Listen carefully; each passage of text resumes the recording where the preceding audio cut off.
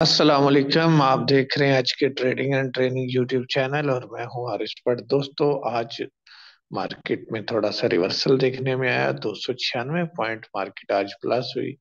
Closing आई है 40,801 पे।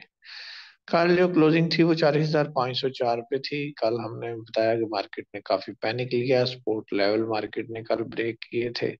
लेकिन कल जो जिनेवा और सऊदी अरब की मुलाकातें थी उनका इम्पैक्ट आज जो देखने में आया, तो मार्केट काफी ऊपर खुली और उसके बाद मार्केट ने एक डीपली, यानी आज सारा दिन मार्केट फ्लक्चुएट करती रही ऊपर नीचे। एक अच्छा इंट्राडे का मौका था आज।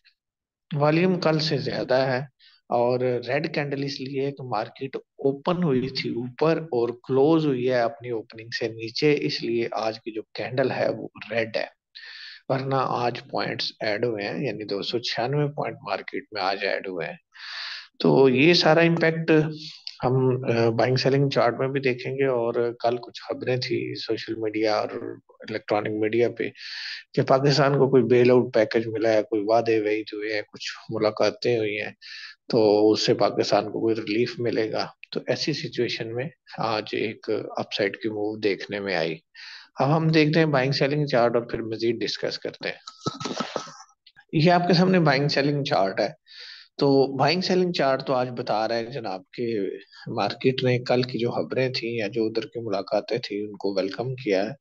उसकी वजह ये है कि कुछ इंडिविजुअल्स जो हैं उन्होंने आज मार्केट के अंदर पार्टिसिपेट किया अग्रेसिवली। $3.08 मिलियन की उनकी अग्रेसिव बाइंग थी। साथ उनका दिया है ओवरसीज पाकिस्तानी ने $0.63 मिलियन की इनकी बाइंग है। और ब्रोकर्स ने $0.41 मिलियन की इनकी बाइंग है।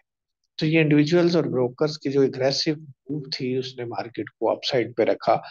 कंपनीज ने $0.38 मिलियन की बाइंग की, फॉरेन कॉर्पोरेट ने $0.10 मिलियन की बाइंग की। तो ये मार्केट के अंदर आज मेजर बायर्स थे।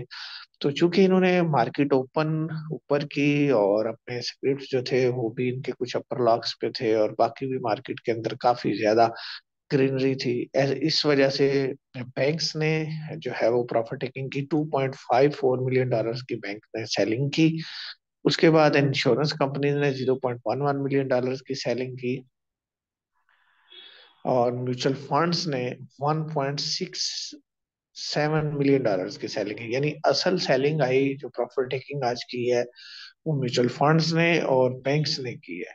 इनके साथ हल्की सी सेलिंग है बीएफसी की $0.01 मिलियन, और अदर ऑर्गेनाइजेशन जो है उन्होंने $0.27 मिलियन की सेलिंग की। तो आज मार्केट के अंदर जो वोलेटिलिटी थी वो मेन इंडिविजुअल्स और ब्रोकर्स की वजह से थी, जिन्होंने अग्रेसिवली पार्टिसिपेट किया। ब्रोकर्स इसलिए इन होते हैं कि जिस हाउस से बाइंग हो रही होती है, इंडिविजुअल जहां से बाइंग कर रहे होते हैं वहां कुछ आइडियाज हो जाते हैं, फिर वहां पे जो है वो लोग खुद भी मुख्तलिफ सिक्योरिटीज में बाइंग करते हैं ताकि एक दो दिन जो है वो मार्केट के अंदर अच्छी है मूव बन सके। तो अब हम इनके पोर्टफोलियोज देखते हैं और फिर मजीद डिस्कस करते हैं। आज मार्केट के अंदर मेन पार्टिसिपेंट जो हैं बाइंग साइड पे भी इंडिविजुअल्स हैं। तो ये देखें हर सेक्टर में इन्होंने बाइंग, ऑल अदर सेक्टर में $0.84 मिलियन की बाइंग है जो कि इनकी सबसे ज्यादा बाइंग है। उसके बाद इन्होंने जनाब ऑयल एंड गैस मार्केटिंग में बाइंग की है, $0.57 मिलियन की बाइंग की है। उसके बाद इन्होंने फर्टिलाइजर में बाइंग की है, $0.51 मिलियन की बाइंग की है। उसके बाद फूड एंड पर्सनल आपने देखा होगा, यूनिटी ट्रीट वगैरह कैप थे, $0.37 मिलियन की इन्होंने बाइंग की है। उसके बाद ऑयल एंड गैस एक्सप्लोरेशन में $0.31 मिलियन की बाइंग है। पावर सेक्टर को भी ये कमोलेट कर रहे हैं, $0.18 मिलियन की पावर सेक्टर में इनकी बाइंग है। तो वो हर सेक्टर में इनकी जो है आज बाइंग थी। इस वजह से आपने मार्केट को भी ऊपर देखा। अब इनके साथ बाइंग की है ब्रोकर्स ने, उनका पोर्टफोलियो देखते हैं और फिर आज के जो मेजर सेलर हैं बैंक्स और म्यूचुअल फंड्स वो भी देखते हैं। इंडिविजुअल्स के साथ जो अग्रेसिवली बाइंग की वो ब्रोकर्स ने की, $0.30 मिलियन की बाइंग इनकी ऑल अदर सेक्टर में है। और फर्टिलाइजर में इन्होंने $0.21 मिलियन की बाइंग की। यही इनके दो बाइंग एरियाज हैं सबसे ज्यादा, बाकी तो नॉमिनल सी बाइंग है इनकी। जी, ये बैंक्स हैं जिन्होंने आज हर सेक्टर में प्रॉफिट टेकिंग की, इंडिविजुअल ने हर सेक्टर में बाइंग की, और इन्होंने हर सेक्टर में आज जो है वो प्रॉफिट टेकिंग की है। इनकी सबसे ज्यादा जो सेलिंग नजर आ रही है वो सीमेंट सेक्टर में है। 0.89 मिलियन डॉलर्स की इन्होंने सीमेंट सेक्टर में सेलिंग की है। उसके बाद इनकी जो सबसे ज्यादा सेलिंग है वो ऊपर ऑल अदर सेक्टर में है। 0.63 मिलियन डॉलर्स की इनकी सेलिंग है।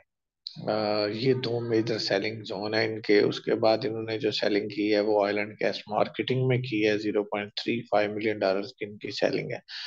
टेक्सटाइल सेक्टर में भी इन्होंने आज सेलिंग की है 0.23 मिलियन डॉलर्स की। तो बैंक्स ने आज भरपूर प्रॉफिट टेकिंग की अपसाइड पे, और इंडिविजुअल्स ने आज बाइंग की। आज दूसरा प्रॉफिट टेकिंग करने वाला इंस्टीट्यूशन म्यूचुअल फंड्स हैं। इनकी सबसे ज्यादा प्रॉफिट टेकिंग है ऑल अदर सेक्टर में। 0.66 मिलियन डॉलर्स की इनकी प्रॉफिट टेकिंग इसमें। उसके बाद इन्होंने फर्टिलाइजर में जो है वो जनाब प्रॉफिट टेकिंग की है 0.31 मिलियन डॉलर्स की। और तीसरे नंबर पे इन्होंने ऑयल एंड गैस मार्केटिंग में प्रॉफिट टेकिंग की है 0.29 मिलियन डॉलर्स की। और कुछ पावर सेक्टर सेल किया इन्होंने 0.23 मिलियन डॉलर्स का। बाकी हल्की सी नॉमिनल सी बाइंग है इनकी डिफरेंट सेक्टर में। सीमेंट में इन्होंने आज सेल किया है 0.24 मिलियन डॉलर्स का। तो म्यूचुअल फंड और बैंक आज प्रॉफिट टेकिंग करते रहे मार्केट के अंदर, जबकि ओवरसीज पाकिस्तानी इंडिविजुअल्स और ब्रोकर्स ने आज बाइंग की। जी तो जनाब, बात करेंगे आज। पहले हम इसको मजीद हालात पे डिस्कस करने से पहले इसको आवरली टाइम फ्रेम पे देख लें कि आवरली टाइम फ्रेम पे मार्केट हमें क्या शो कर रही है। कल जिस तरह आवरली टाइम फ्रेम पे आपने देखा कि बेरिश क्रॉस जनरेट हो चुका था, वो आज रिवर्स हुआ और वापस बुलिश क्रॉस, लेकिन ऊपर बुलिश क्रॉस हो के भी क्रॉस जो है वो फ्लैट हो गया है। यानी यहाँ से वो रिवर्स भी हो सकता है। अब हम बात करते हैं कि ये रिवर्स क्यों हो सकता है। इसकी दो तीन वजूहात हैं। देखें, ये जो मुलाकातें हुई हैं ना, ये मैं आपको बता दूं कि अ, एक वादा ज्यादा है और इमदाद कम है। ठीक है। और सऊदी अरब की भी जो खैमे में शिकारगाह में मुलाकात हुई है, नामा निगार तो उसको बड़ा कुछ लिखते हैं, लेकिन मैं समझता हूँ कि उम्मीद की जा सकती है और उम्मीद पे दुनिया कायम है, लेकिन आ, मिला इतना कुछ नहीं है जितने की तवक्को की जा रही है, और शायद ना ही मिले। उसकी वजह ये है कि सिर्फ हमारे इदारे लॉबिंग नहीं करते। ये जितने भी आपके मुल्क में होते हैं फॉरेन ऑफिसेस, ये रिपोर्ट्स भेजते हैं। और कोई भी मुल्क इस वक्त ऐसी सिचुएशन में जहां पॉलिटिकल अनसर्टेनिटी हो, और पता ही ना हो कि गवर्नमेंट जो है वो कितना अरसा है और जो कुछ चल रहा है मुल्क के अंदर, तो ऐसी जगह पे आके इन्वेस्टमेंट करने से डरेगा। दूसरी जो सबसे अहम बात है वो ये है कि अमेरिकन जो फेडरल रिजर्व है उनमें जो इंटरेस्ट रेट है वो बढ़ाने के बारे में सोच रहे हैं। उसके बारे में पेशगोई जो हो रही है वो ये है कि शायद 5% से ऊपर चला जाए। अगर ऐसा होता है आने वाले दिनों में, वहां की मॉनेटरी पॉलिसी जो है वो इंटरेस्ट रेट को बढ़ाती है, तो इंडेक्स 2 से 3 हजार पॉइंट नीचे गिर सकता है। ये जेन में रखिएगा। तो वहां से लोग जो है वो अपने कैश को जो है वो डॉलर को, या जो भी उनकी है करेंसी, उसको डॉलर में कन्वर्ट करके तो अपने रिजर्व में रखते हैं, ना कि कहीं इन्वेस्टमेंट करने की सोच रहे हो। तो ये सारी चीजें हैं कि इन्वेस्टमेंट तकरीबन पूरी दुनिया में जो है वो जैम हो चुकी है। लोग अपने रिजर्व को महफूज करने के लिए मुख्तलिफ तरीके ढूंढ रहे हैं। ऐसी सूरत में वादे तो बहुत हुए हैं, लेकिन पैसा 3 4 साल में मिलेगा, और 3 4 साल में क्या प्लान बनता है किसी को कुछ पता नहीं है। लिहाजा आंखें बंद करके बाइंग करना, होल्ड करना और लेटे रहना, ये तरीका मार्केट के अंदर नहीं चलेगा। आपके स्क्रिप्ट अगर ऊपर है तो ऊपर आप इनको सैलॉन से स्ट्रेंथ करें, डिप का वेट कर सकते हैं। 1 2 दिन अगर किसी को कैप लगता है तो उसमें छलांग लगाने की जरूरत नहीं है, जस्ट वेट एंड सी। और इंटरनेशनल किट्स को देखते हुए, अपनी इकोनॉमी और पॉलिटिकल देखते हुए अपनी स्ट्रेटेजी प्लान कीजिएगा। ये था मेरा व्यू। मिलता हूँ किसी और वीडियो में। इजाजत दीजिए। अल्लाह हाफिज।